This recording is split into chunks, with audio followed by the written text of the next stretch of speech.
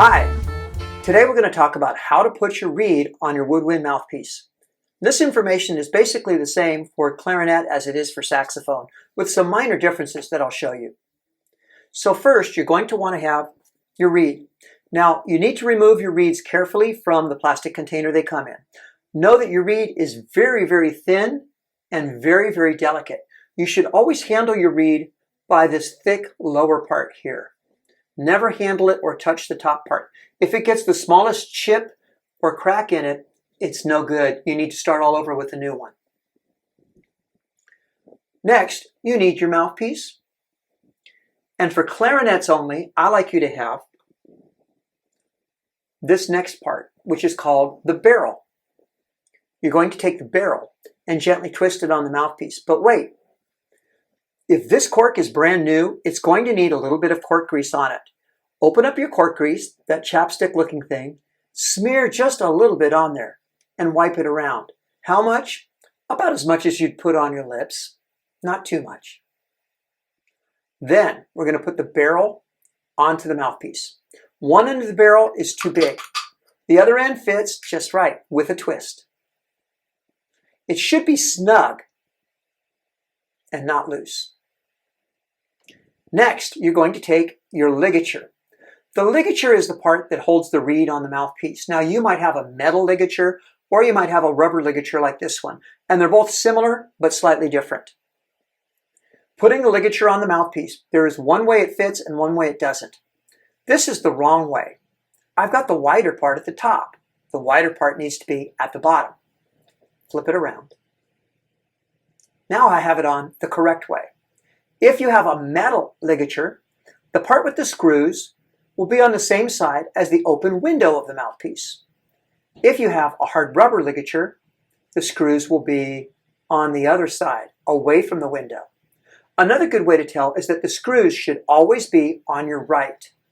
Reach out with the right, and that's where the screws should be.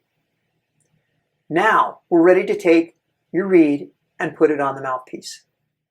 For a saxophone mouthpiece, you want this part of your saxophone also. It's called the neck. Now, the neck does require some cork grease here. In the same way that I talked to the clarinets about putting cork grease on, you want to put enough on to where this feels just a little slick. Not super slippery, but a little slick. When holding the neck, you want to be aware of this part right here. This is part of the octave key mechanism, and it bends really easily. I like to just put a thumb on top of it to hold it securely and not squeeze this part. Then you're going to take your mouthpiece and just gently twist it on.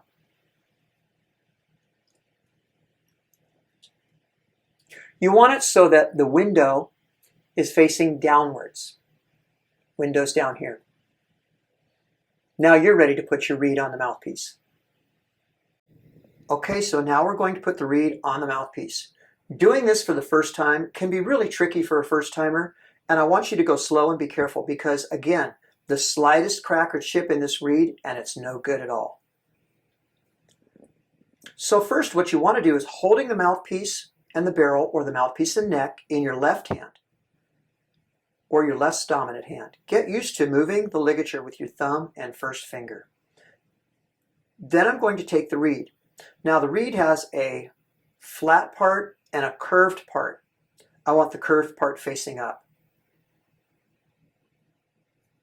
I'm going to lay the reed over this window. It doesn't go in the hole. It lays over it, kind of like a cover. I also want it to go under the ligature. So I'm going to push my ligature up a little bit, and I'm going to fit my reed under it. And now using my thumbs and not touching the top, I'm going to push them both down together gently. Take your time. This feels really clumsy the first time you do it. Once I get it down, I want to now make sure that it's lined up exactly with the sides of the window and exactly with the top without touching it, in such a way that there's no reed showing from the other side. Once I have that, I can tighten the screws down. The screws should just be tightened to where it holds it. Don't over tighten the screws or you can break the ligature. If you find that you're tightening your screws all the way, you've probably got your ligature too high. You should only have a little bit of reed showing at the bottom of your ligature. not a lot. Some mouthpieces have a line right here. Ignore that line. Your ligature should be below that line. Once you've got it on there, you're ready to go. Okay, so when you're all done playing, you want to remove the reed off of the mouthpiece first. This is really important. Never leave the reed sitting on the mouthpiece when you're done, for a couple reasons. Number one, the reed will warp if it dries while on the ligature and mouthpiece. Number two, stuff starts to grow there. It will get stinky if you don't take it off. Number three, sometimes it'll get stuck. Okay, so we need to take it off. Gently loosen the screw and push the reed and ligature up and slide the reed off. Now before you put it away, just wick any extra moisture off. Like that. And then you can put it away. Now, I like to keep my reed in a reed case. They make reed cases that hold 2, 4, or more reeds. Reed cases give you a nice place to slide the reed and keep the reed dry and flat. It's much better than using the little plastic case that your reed came in. After you've put the reed away, you can take care of taking the mouthpiece and ligature off. You can keep the mouthpiece and ligature together. Just make sure you hold the other parts carefully and then put them away. It's a good idea to take a soft cloth and dry the inside of your mouthpiece off before you put it away. Also, to keep it fresh and not stinky.